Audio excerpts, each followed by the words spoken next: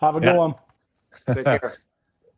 Larry, we go way back. Here's a fun story for you all.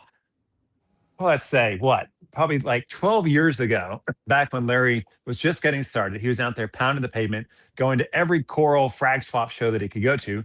Came over to Nashville, Tennessee, and was like, hey, man, I got some fish food. I never heard of Larry. I'm like, okay, yeah, that looks kind of neat. I'll take it home and try it. And the next thing I know, like literally like 10 minutes later, it's on Facebook, like Mr. Saltwater Tank's preferred frozen fish food is LRS. I'm like, what the hell? I haven't even gotten home and tried the No, stuff. that's not how that happened. That's Yeah, true. that's It's great. totally That's how it great. went down.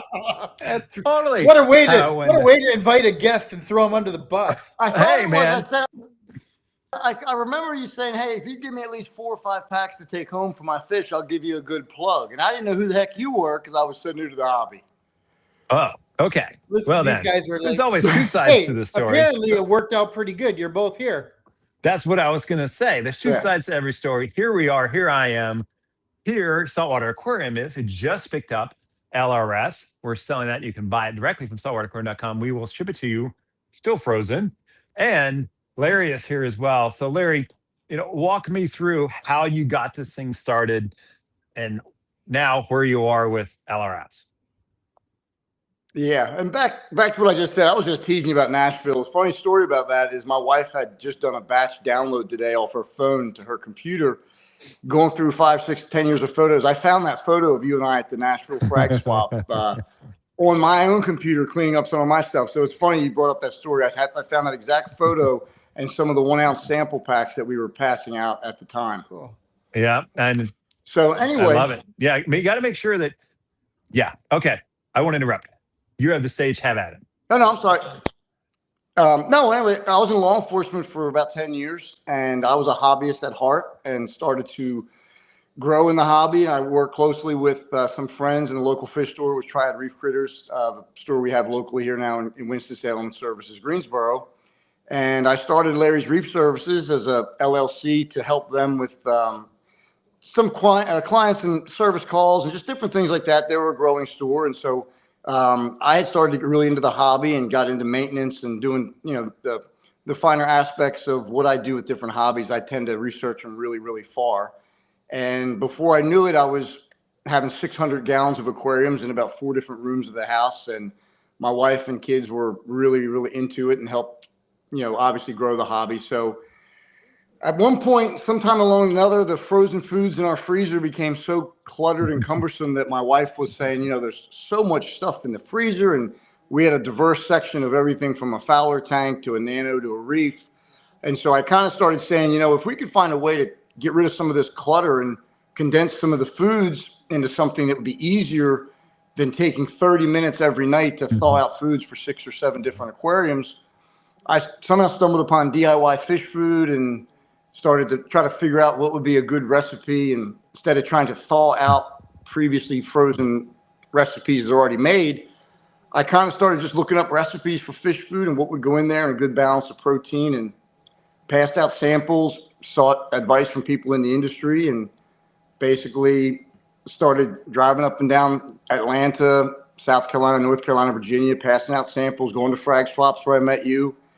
And 13 years later, here we are. LRS blossomed, and we got into some breeding projects early on that really helped get our name out there. And that's kind of just one thing after another. I'm like what they call an accidental entrepreneur.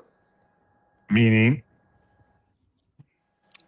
I went to school for law enforcement. I was supposed to be a lawyer. I ended up being a cop because I chose that line of work to be more fun. And I've never had a business class. I don't really know much about marketing. I just kind of started up this company and probably did the exact opposite of what most people would recommend, is that I put everything out there on day one on Facebook. Here was Larry, 10 o'clock at night, peeling shrimp, getting ready for tomorrow's batch. And everybody said, you can't put that out there. You're going to let people know you're too small. And I said, well, I am small. I'm a one-man operation. And so our transparency really, I think, helped connect with our customer base, our followers. They know my family, my bulldog mascot, everything. So it's kind of what you see is what you get. That's in our product. That's what's in our company. And I've been there and seen the stuff, seen you make the stuff. You still make it on site. You don't have a co-packer or anything like that, right? You haven't changed that? Correct. When we started to get really larger in scope, we outgrew our kitchen here, and we were going to either build something or buy something off-site, or, we've got 13 acres here. We made the decision to keep our overhead low, and while expanding the distribution building that I'm in now, we later in the game said, well, if we're going to build one story, why don't we just spend a little bit more money and build 2 floors? This was supposed to be an adjacent room for an office at one point for me, which it still could be. I just didn't want to be so lonely and isolated from the rest of the business that I was up here in this shipping center. So we chose to build on site. So yes, we still make the food here. We have 27 freezers and refrigeration units. We've got a walk-in freezer in another building. And so the products get produced here, frozen here, cured here, and then they're shuttled into the 9 or 10 freezers that are below me, which if you followed me on Facebook, you've seen the conveyor belt in the shipping center many times. So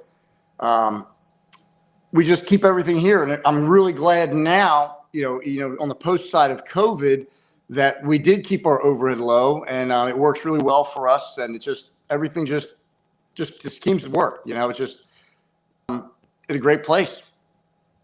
I talk about working. Talk me through the ingredients that are in LRS and then some of the success that breeders have had. Very likely because of the ingredients that are in there. They've broken through new frontiers. There's lots to go into that, but arguably a lot of that you could say is because of the food being LRS. Well, one of the things that, what really launched our brand to get it in the hands of a lot of stores and people was the cleanliness of the food, the feeding response in fish, and the fact that we were making everything in a small batch like a craft beer.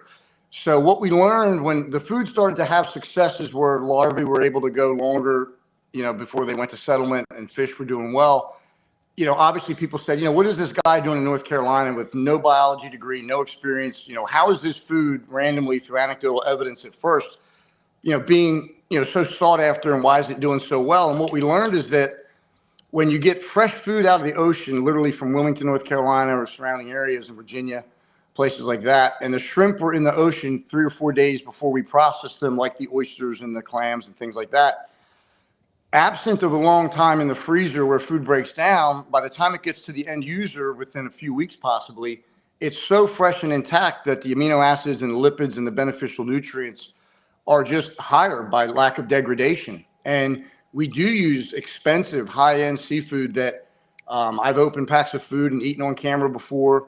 I can't do that now. The food by law has to say not for human consumption, so the lawyers squashed that little food demo. But basically, the food is just a quality, clean, nutrient-dense product that I think we've been named in 12 breeding studies or projects on our website, LRSfoods.com. So they're all listed. So basically, just word of mouth spread, and we develop different blends, and that's kind of here we are. Dude, that's super cool.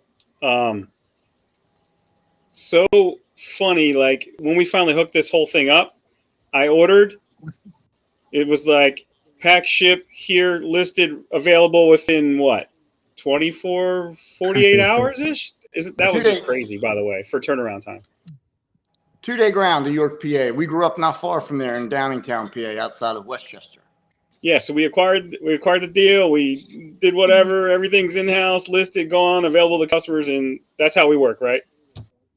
Yeah, we produce the food. We drop ship it to you 2-day ground UPS. We ship with dry ice. You did an unpacking video, as a lot of people have done, and pretty much it. We've got a relationship now after what, 10 years we've been talking, Ken? At least 8, right? This is a long story, man. So I wanted to carry your food as the only frozen fish food back when we started, but we didn't really know what we were doing back then. Me, to be honest with you, I didn't really know what this thing was going to end up being. I really didn't think it would turn into all this, but it took a very long time, and I'm glad we were able to make it work, man. Really.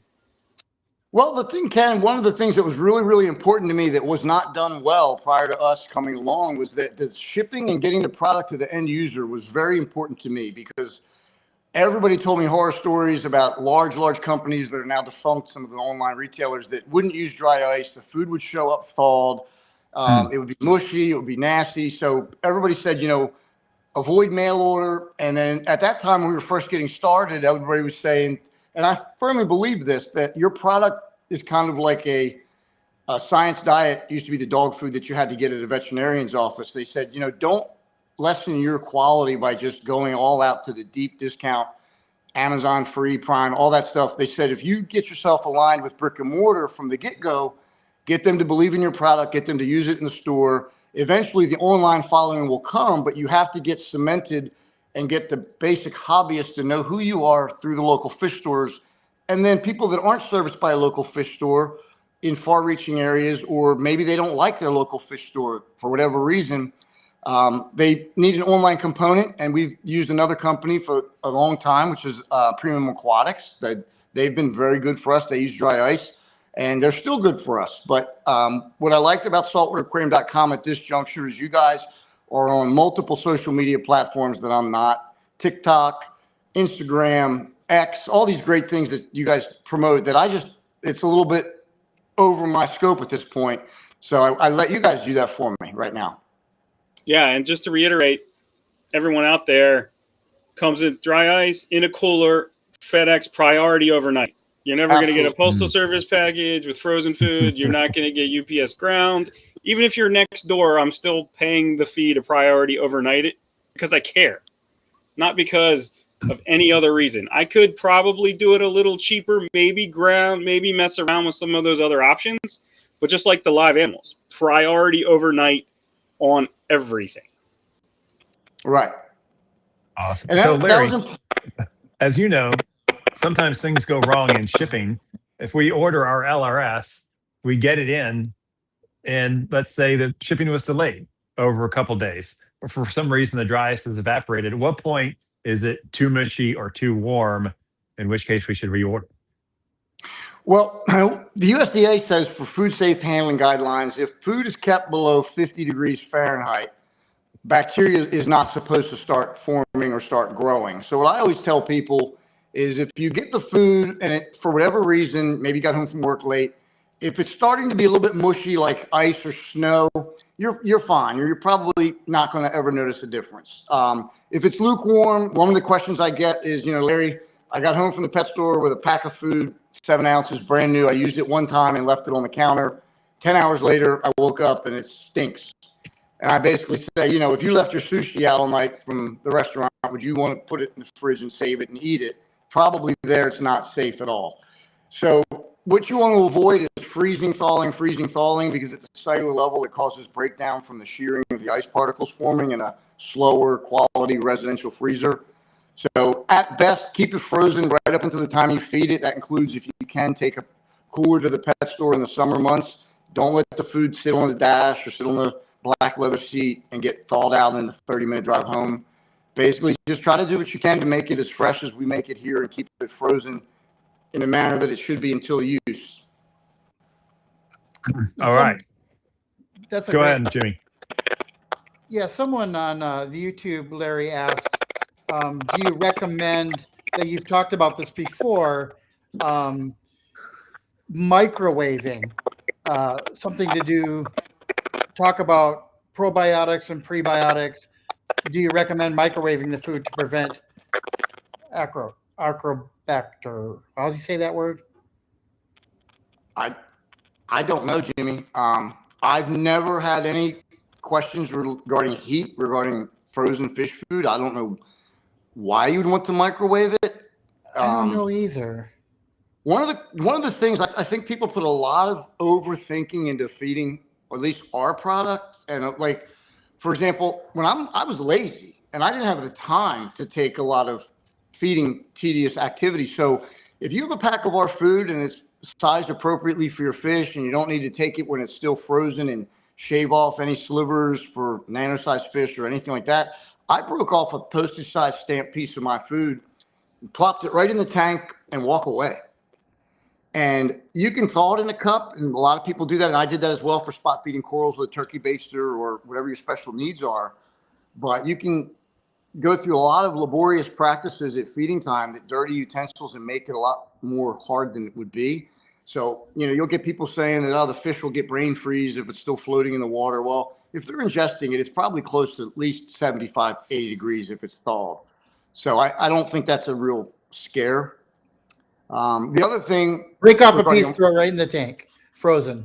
It'll work that way. One of the things that I really, and if I can take a moment to kind of shed some light on a topic that comes up all the time, and it's one of these things that I wanted to explain it in a manner that there's a lot of hearsay regarding people keeping frozen food thawed in your fridge for like a week because it's convenient. They buy the squirt bottles for ketchup, and you take out a chunk of food and you mix it with tank water or RO and you put it in the fridge.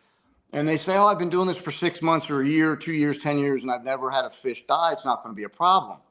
We all know that fish eat decaying matter off of the reef, or a lot of fish. So your fish may or may not die from spoiled food. But the analogy I tell people is that if the boats go out in the Carolinas and catch the shrimp on a Wednesday, Thursday, Friday, they put it in the hull of the boat, come back to the dock on Saturday, my supplier's buying it there by the price, by the pound, whatever. We get those shrimp and other ingredients delivered every Monday. So Monday is spent processing and getting ready for production, peeling the shrimp, filleting, shucking oysters, things that are clams, things like that.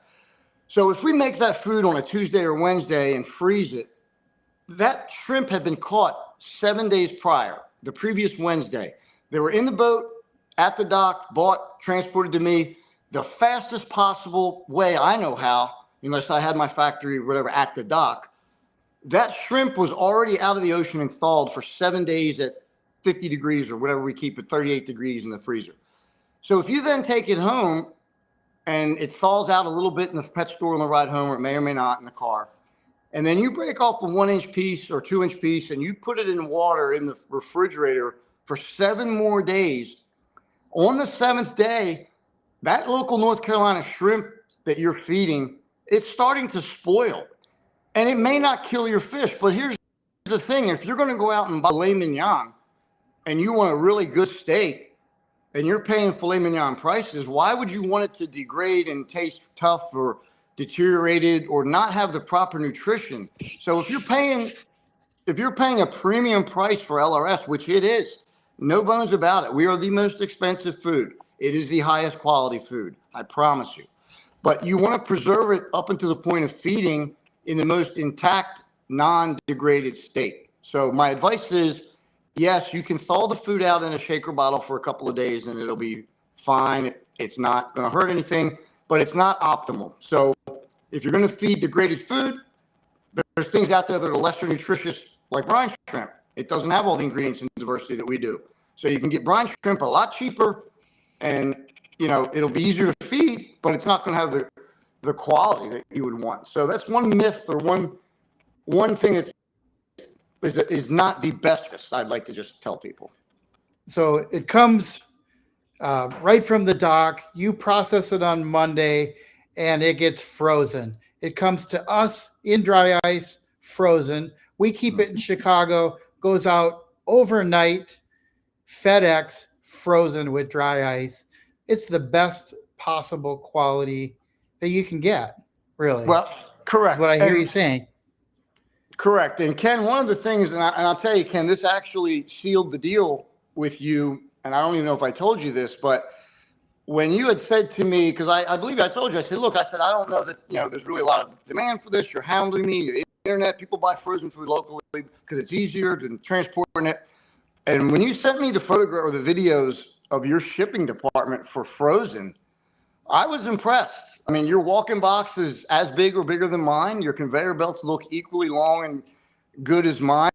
That might just be genetics, but you have a really good packing and shipping station.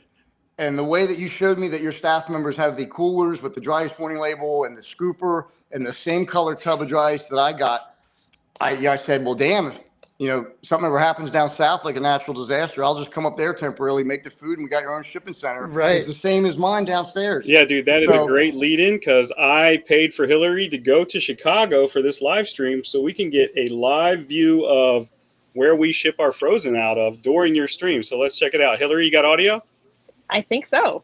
Oh, it looks great. Yeah, awesome. Very cool. Larry's on with us. So this is part of our Chicago operation where we ship out all the frozen food? Yes. Let me see if I can turn the camera around. Let's see. Front camera. Nope, that's not it.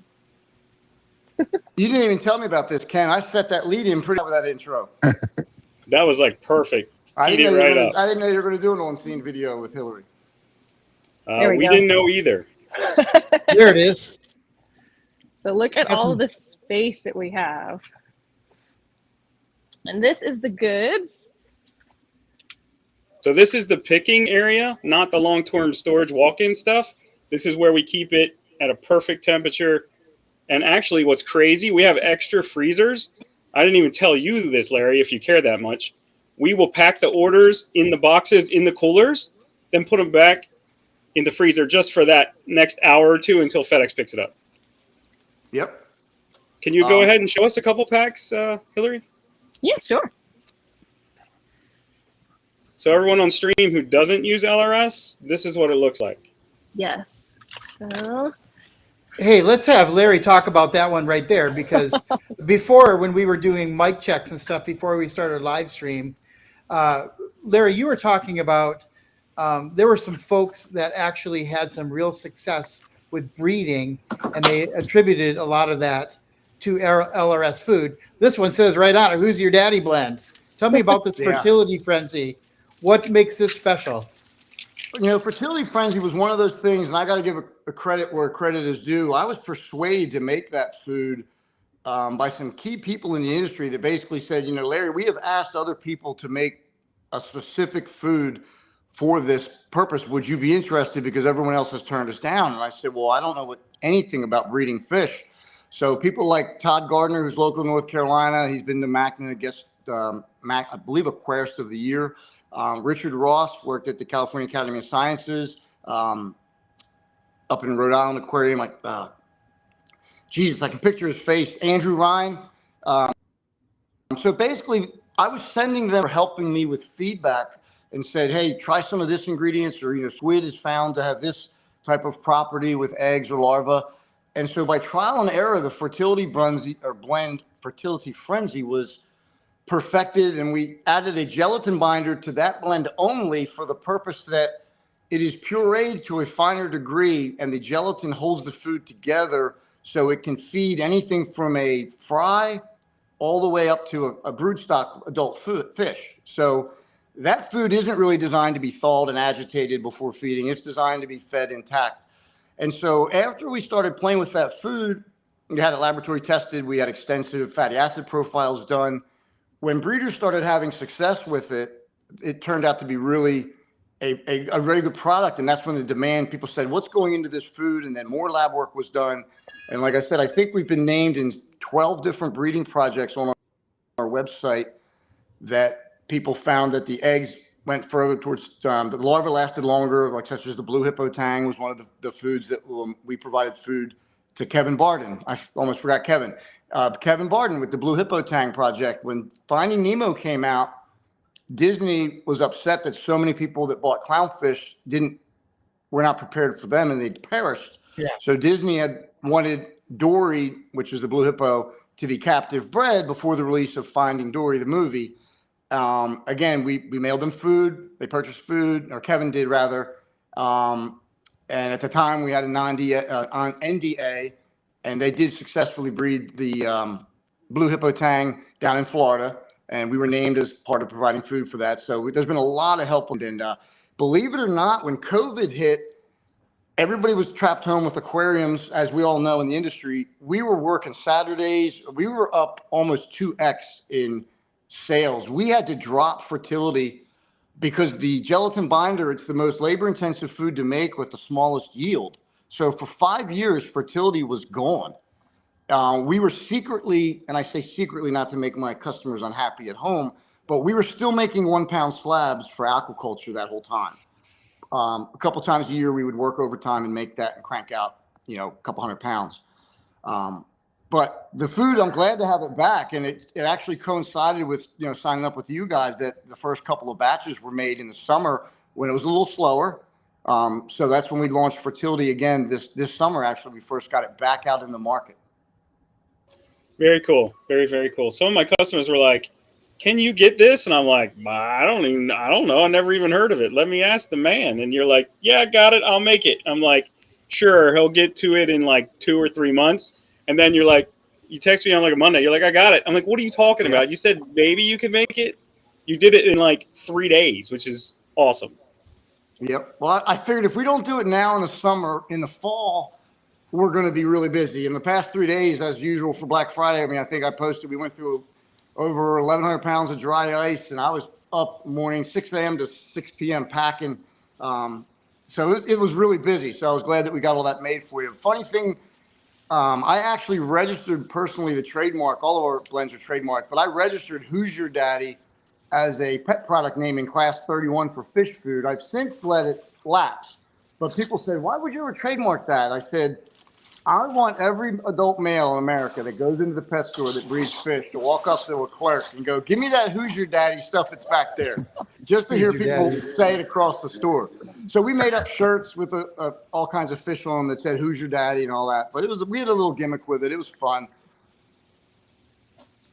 Ken Brown is now registering that as you speak, just so you know. Pretty sure who'syourdaddy.com is not in our industry. Well, So right, I have Larry. another question. Oh, Go ahead, Mark. Jimmy. No, the tank behind me, his lights have turned off. This client, I built 3 tanks for this client. There's another one upstairs above his garage in his wellness center that has some angels fish in it. So I'm going to go up there. Jimmy, you pop the question. Talk about that for a minute. We're going to go live with a little live feeding demo of the LRS food and an angelfish only tank. There's some higher dollar angelfish in there, like the banded angel. So Jimmy, take it away. Yeah. So, and Hillary, you can chime in on this as well. I saved this question because I've got a new resident in my quarantine that I'm super excited about. It's the fish that I got this new tank for. I just got a porcupine puffer fish. And I don't know if Hillary's going to answer this or you're going to answer it. But I've got the whole slew of LRS food. What is the question, Hillary? What do I feed this guy, right? Yes. Yeah. Yes. So I've been cutting up the chunky and I'm feeding him on the end of tongs and he's going for some of it, but I don't know. He'll go for krill if I use just the krill, right? But is that particular fish, do you know anything about or what would be your best food for a porcupine puffer fish? That's I have not had a porcupine puffer. We actually had a dog-faced puffer in a horse livestock tank in our den for months and months, and my wife would feed him. I think we called him Maxwell. I have a YouTube video somewhere where she actually fed him silver sides every day, and he would do circles for her, and he was like a trained pet. He would eat everything. I don't know, Jimmy, if you've tried whole clams from the grocery store, go buy some fresh clams or some fresh oysters, freeze them. That's the easiest way to get them to pop open real quick and then drop it in whole. I thought you were going to ask me about that before. Yeah. I thought you were going to mention him trimming his beak. What some customers have done with our foods is they'll take an oyster shell or something porous like that, an aggregate, and they'll mash food in there and drop it in so that a puffer will nibble it and hopefully trim their beak.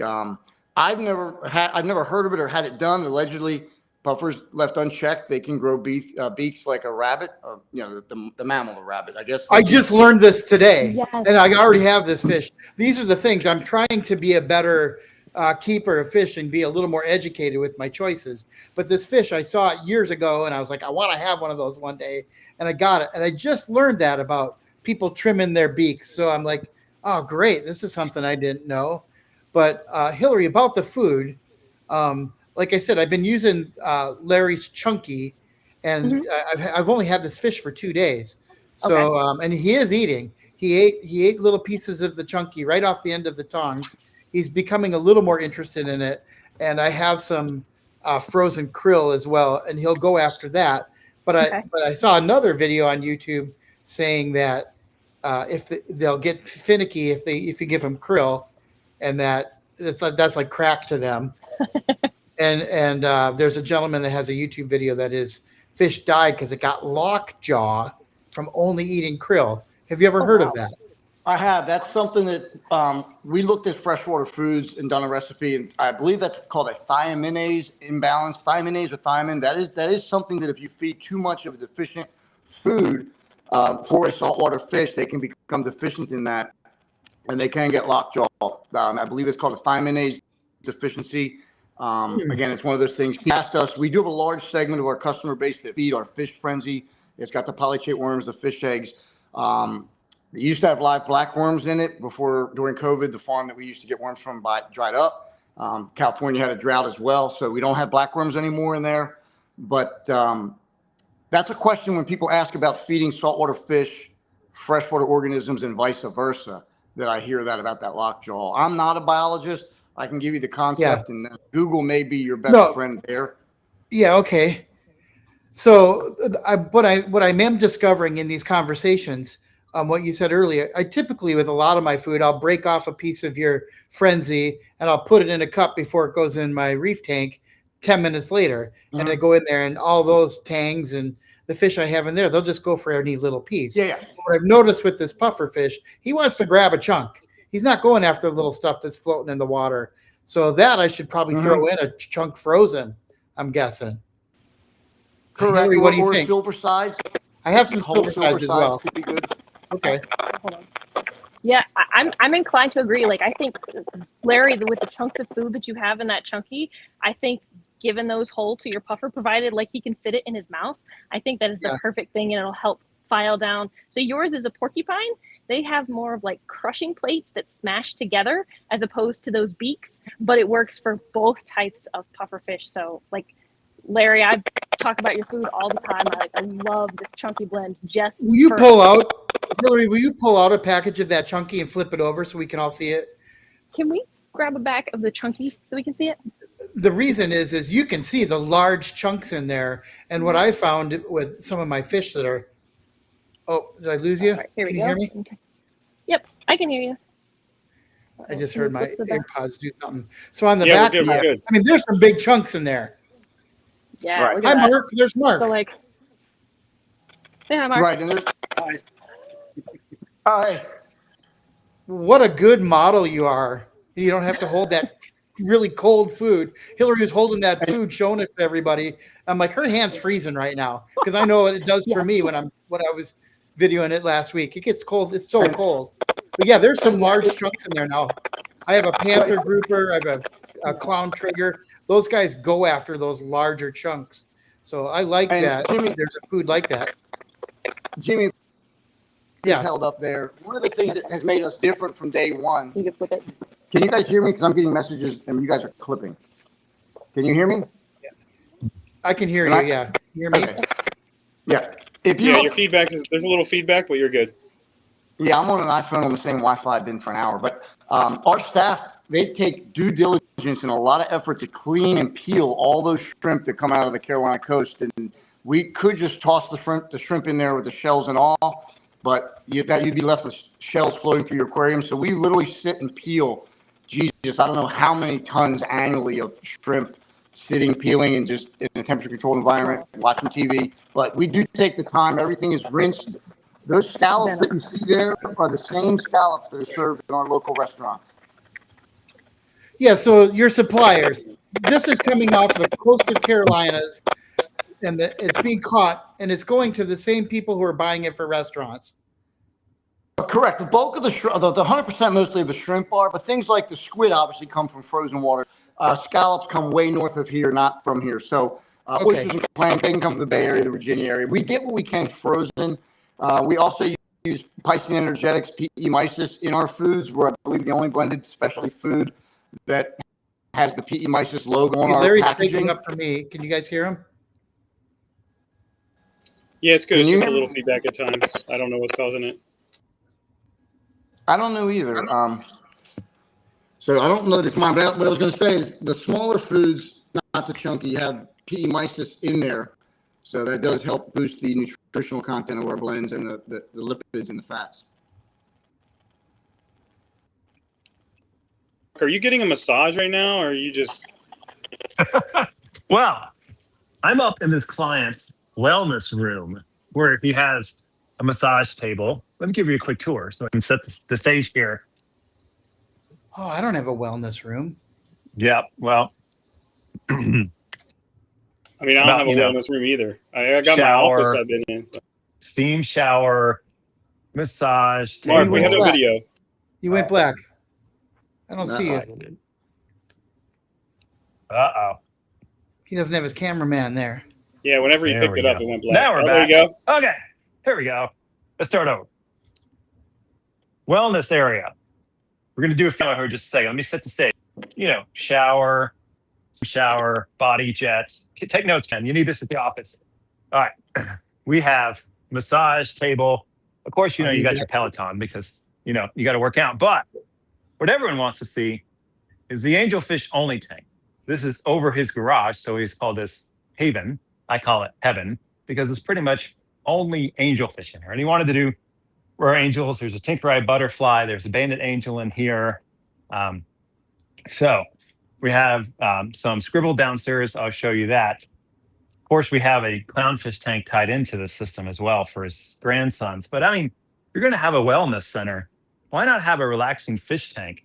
So if you're getting a massage, you can look at your tank, right? What's more relaxing than that? So we've got some dudes in here. I'm going to feed right here before they go to sleep. And then I'll go downstairs. We just got some fish in this downstairs in quarantine today. I'll back off so these guys are, there we go. So yes, Jimmy, there you go. There's a trigger fish in here as well. The Cool. angels are a little shy. The tinker eye will come out. There you go. So we got some new fish in today. They literally came in right before we started the stream.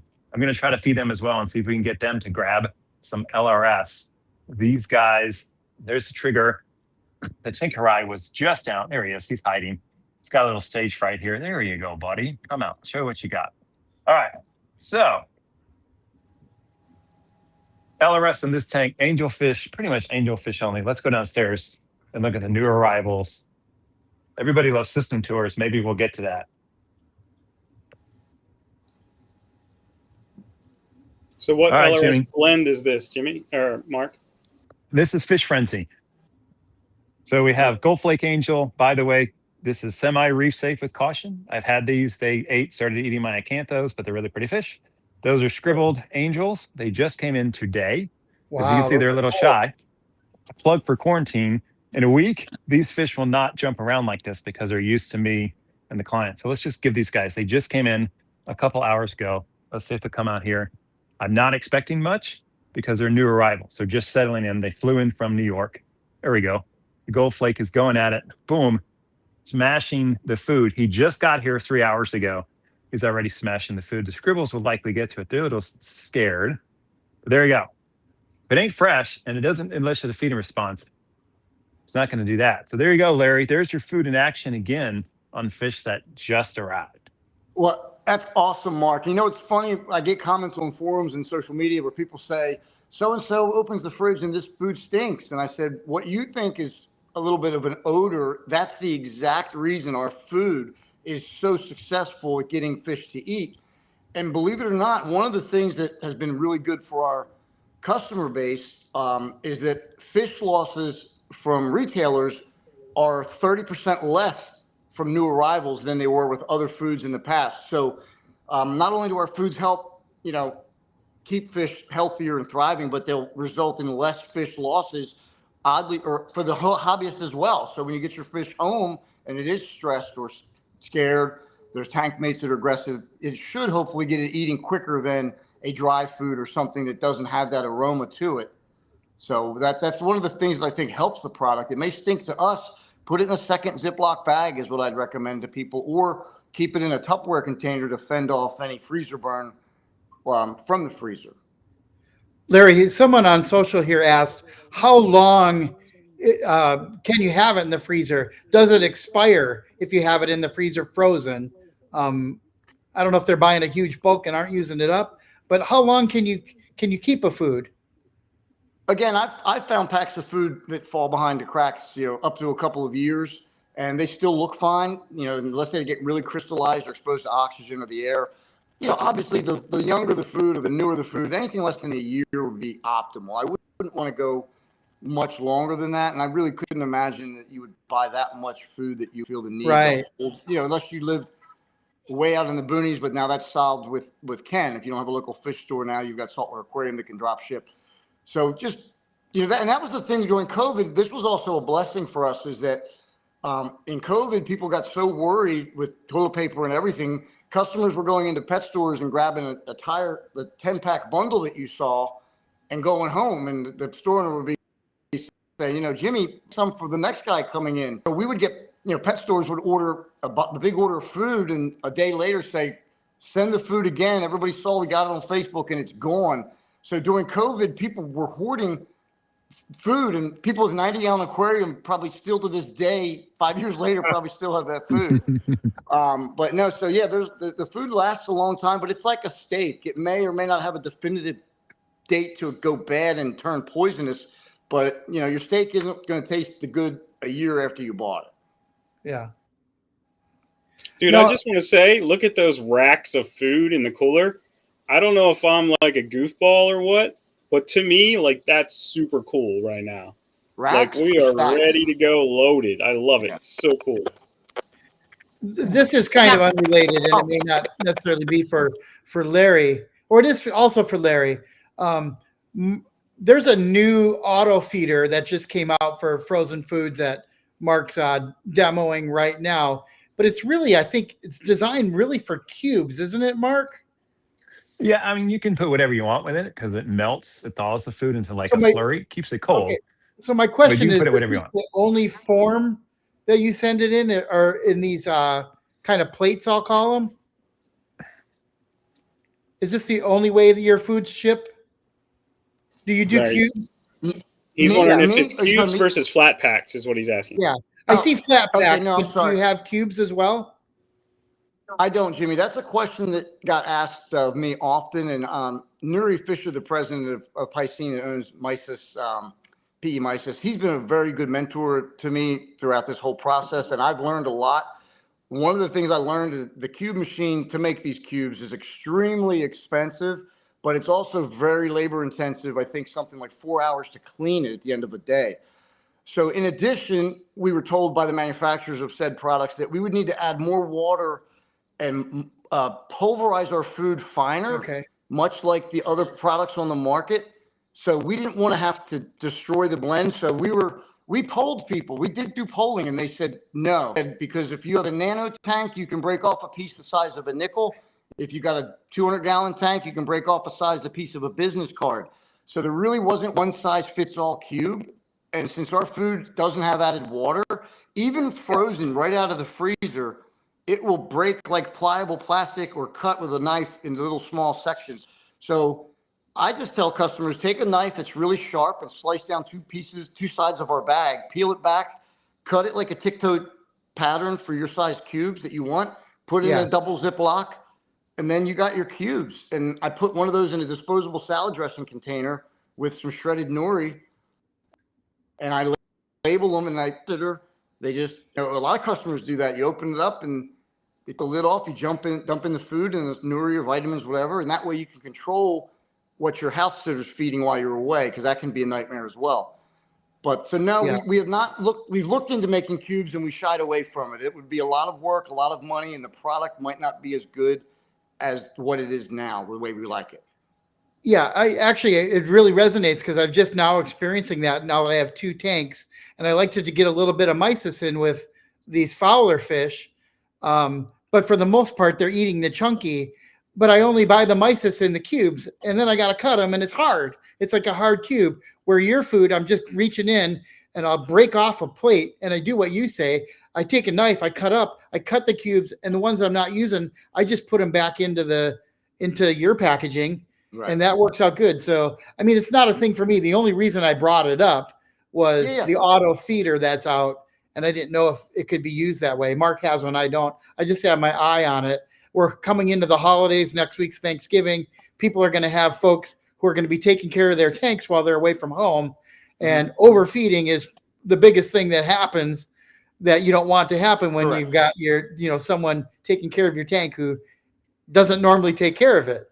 So, go ahead. For Mark, I was just going to touch on the topic of the cubes. One of the things that over the years we found, I mean, there's a lot of creative things that people can do with our food. For example, we've seen people take the nano food and put it in one of those circular cheese graters that you see at restaurants, and they shred the food that way for small clownfish that breeders are breeding.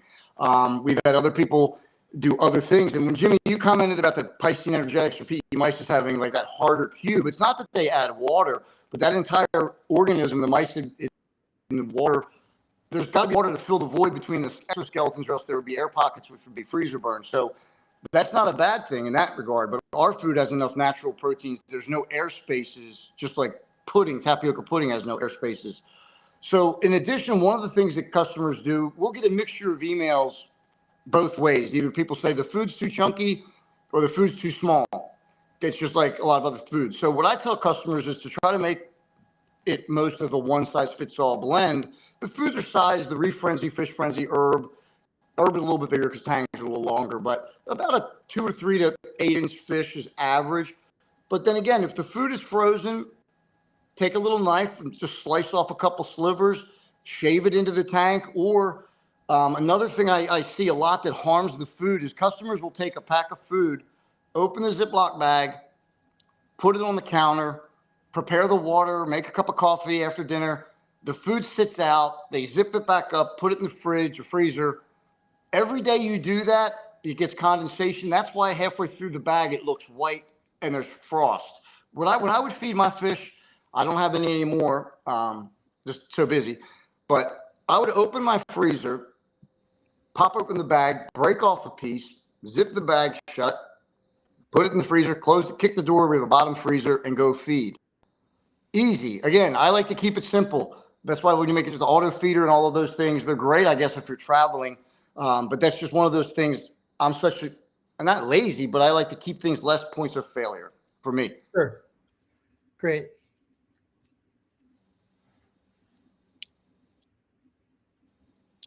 Are we all? Did everything work? Or Yeah, we're good.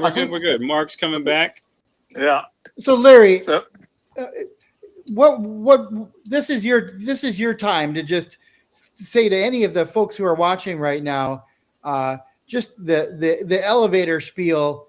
In case they're just joining us, about your food. We heard your background. What are the key things that set you apart? Why should I get LRS, not brand Z? Well, I think one of the things is it's very, very clean. One of the things we heard developing the food is that, take out the exoskeletons from shrimp, keep it cleaner.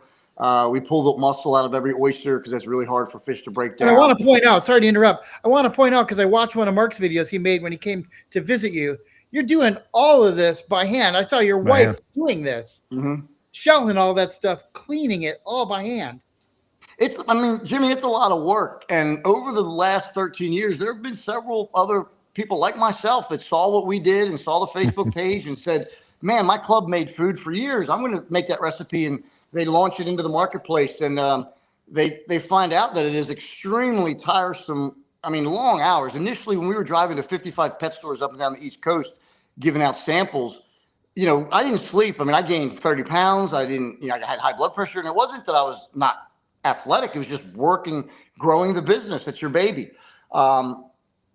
So the thing that makes our food different is we've always stuck to the core principles of quality.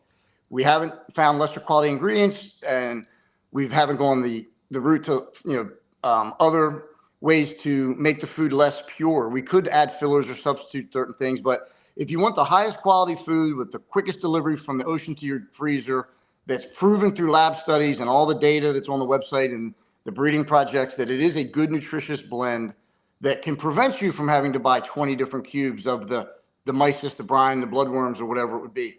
Right. So basically, it's got everything in there for a lot of tank inhabitants. And you're supporting a family, American business. We're hobbyists at heart. We live in North Carolina. We have a 13-acre farm.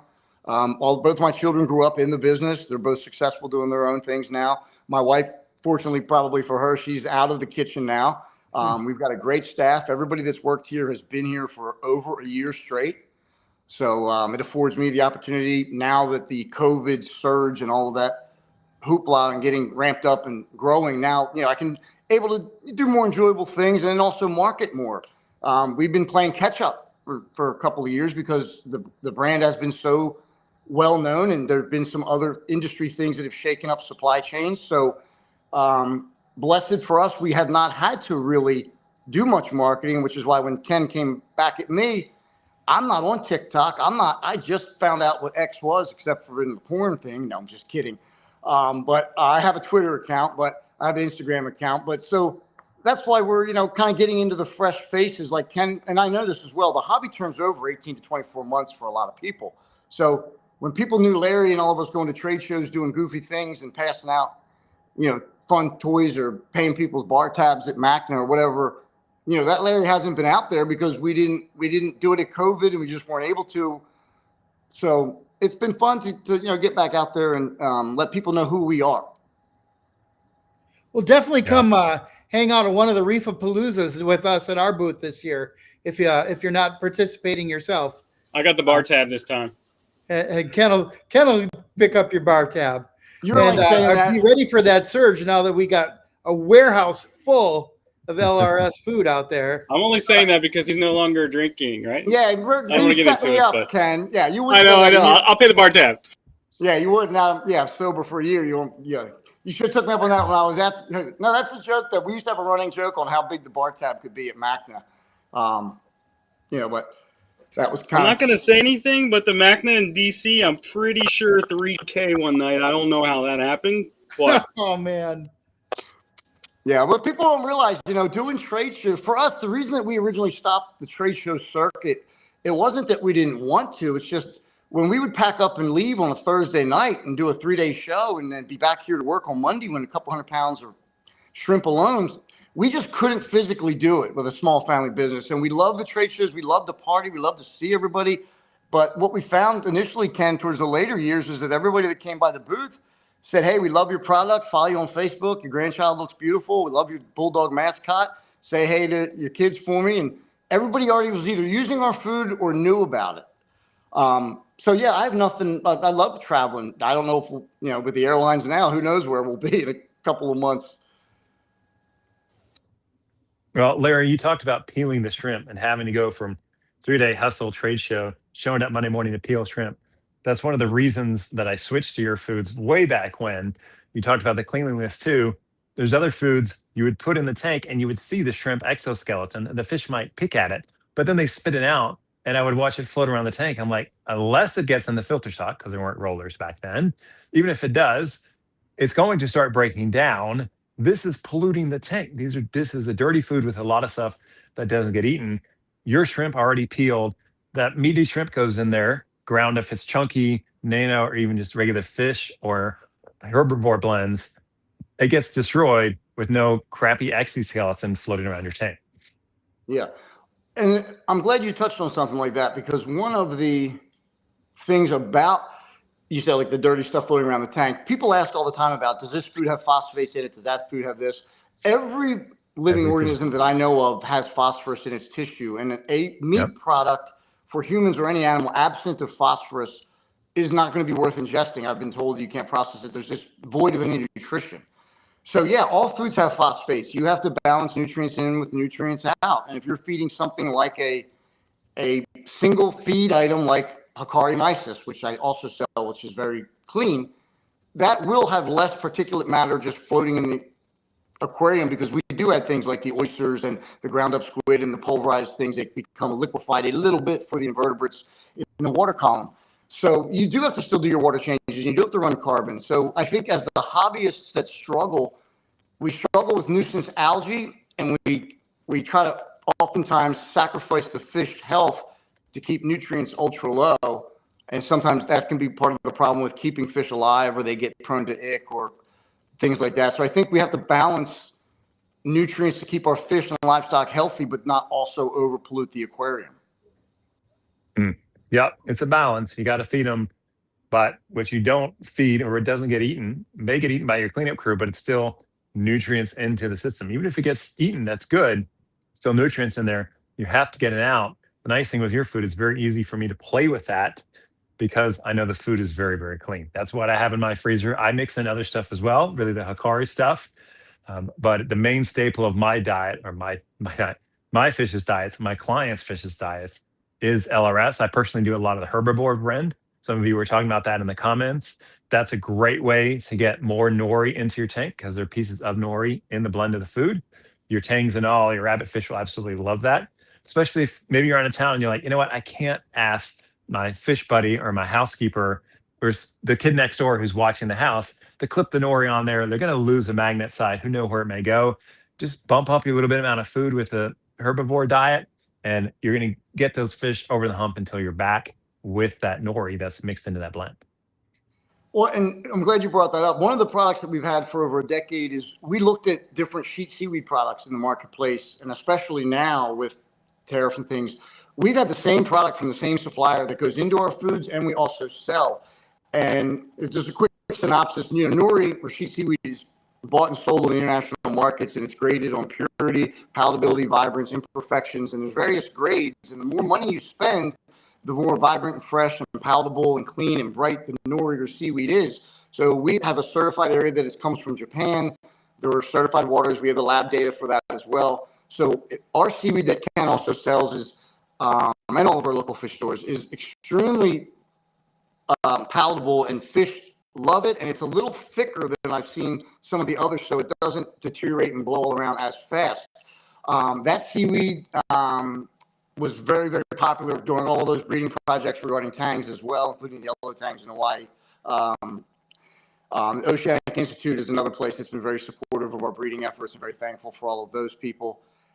But yes, seaweed is one of those things where there's a big variation on what comes out of other areas in Korea and China and Japan. So seaweed is not one of these things where, the cheapest on bulk is always the best. And we see that because we wouldn't sell droves of that unadvertised seaweed product month after month, year after year, if it wasn't really absorbed or liked by the fish. Again, it is not the cheapest by the sheet, but it is very good quality, and it's very clean and very bright, and the fish love it. So Larry, we got time for one question here. They want to know, how often do you recommend feeding, daily or twice a day?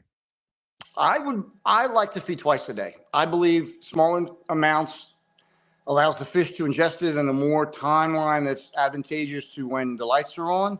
And also smaller feedings may allow less food to end up in the rockwork and become detritus and end up going unseen by the fish. So if you have inverts and cleaner shrimp, things like that, they'll work. That's great. But I just think for health, and I'm not a biologist, but I fed my fish twice a day. And that's, again, sometimes that's at night what took so long is, we'd be ready to go out to eat, and I get done work as a cop before I quit and make fish food.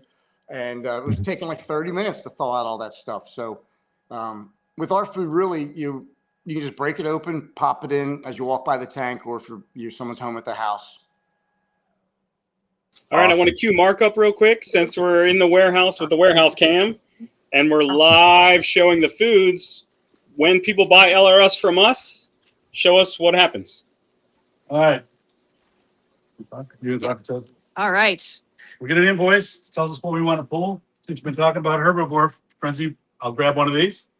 On our invoice, it'll tell us what to do. We have our pre-made boxes. We have hundreds of these boxes made up. We also have, you have to have on here the ice certification for dry ice, and they have to tell how much weight of dry ice is in each box. So they'll come like this.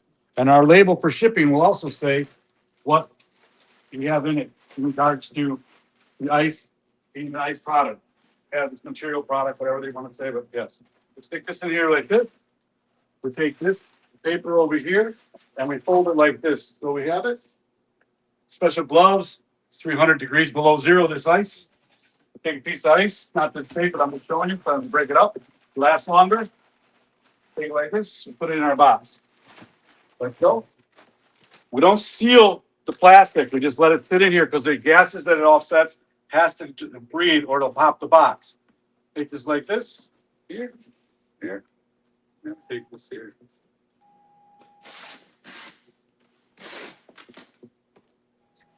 This is ready to ship, and we have a special pickup from FedEx on these boxes for the dry ice. That's Let me stop you. Let me stop you right there, Mark. Mhm. I don't know what it's like in Chicago, but that's unacceptable. Oh. We have much nicer winters here.